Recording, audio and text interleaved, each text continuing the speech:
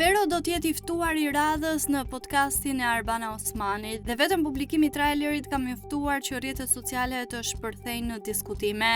Në videon e shkurtër që është publikuar së fundmi, reperi shihet i prekur emocionalisht, ndërsa rrëfen për herë të parë pas një kohe të gjatë lidhur me akuzat që e kanë përfshirë dhe marrëdhënien me vajzën e tij.